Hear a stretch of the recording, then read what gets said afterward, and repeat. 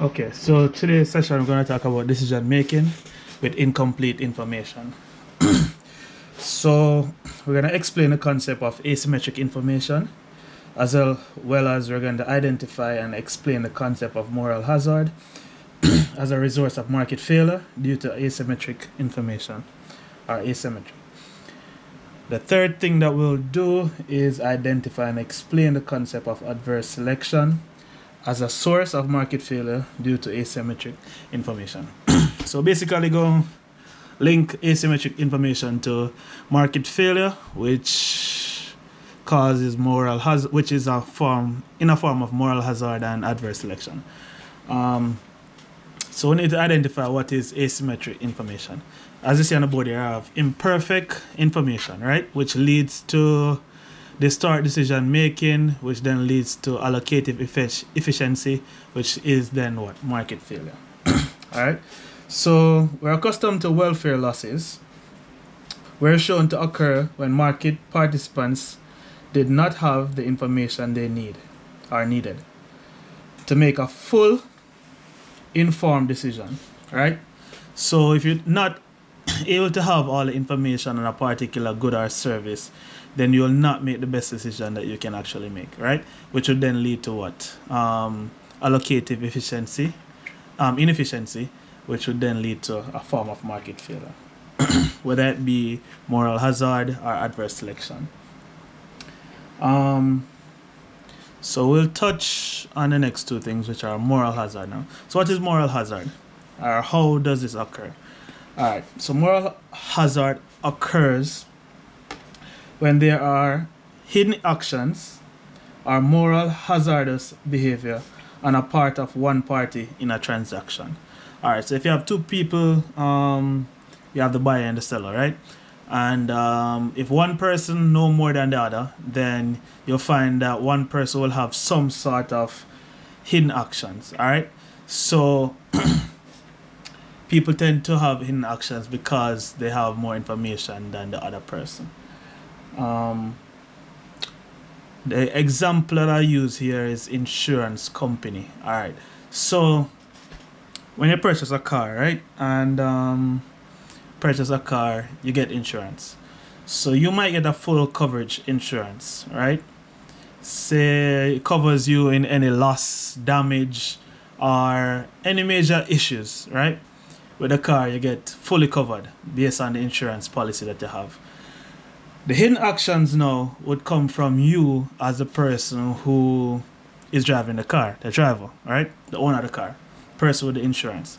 So you would then drive reckless because you know that, oh, you're fully governed, right?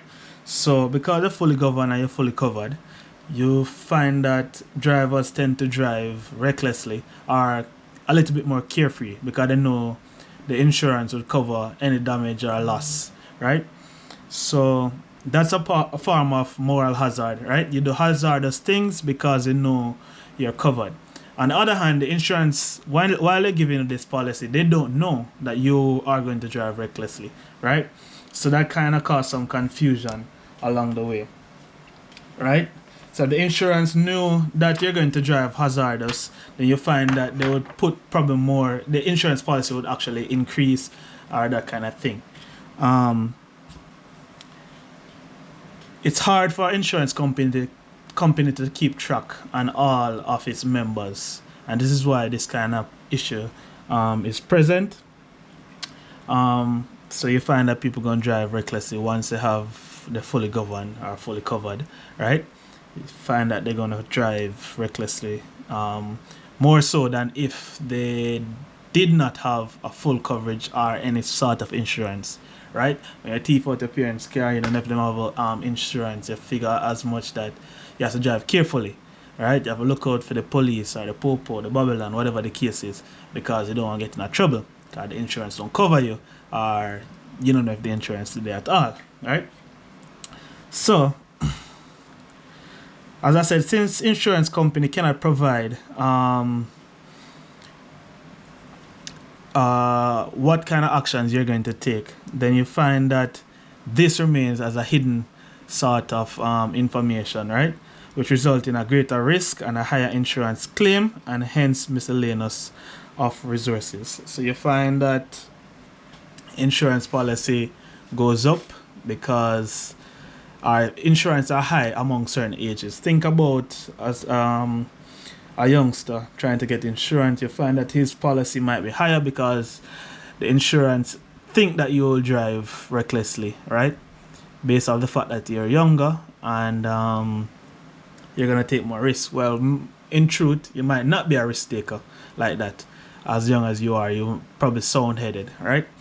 But because of the fact that the insurance calculate that, okay, you're young, whatever the case is, you find that the younger people normally have a higher insurance, right? But in any sense, the moral hazard come about because of the action of the person driving the car, and they're going to take on more risks because they know that they're covered. But the insurance, on the other hand, not sure if you're going to drive recklessly or not, so hence you have a higher insurance policy, right?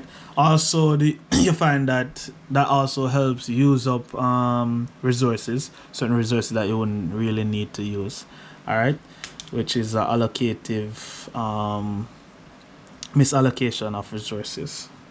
All right, next one is adverse selection. And what is adverse selection? All right, or how it occurs. Adverse selection occurs when asymmetric information arises from a hidden attribute, right? So you have some sort of hidden attribute about a good or service. As you see here, I use the used car market. So in a used car market, for instance, the car salesman may be aware of the service records, right, of this vehicle.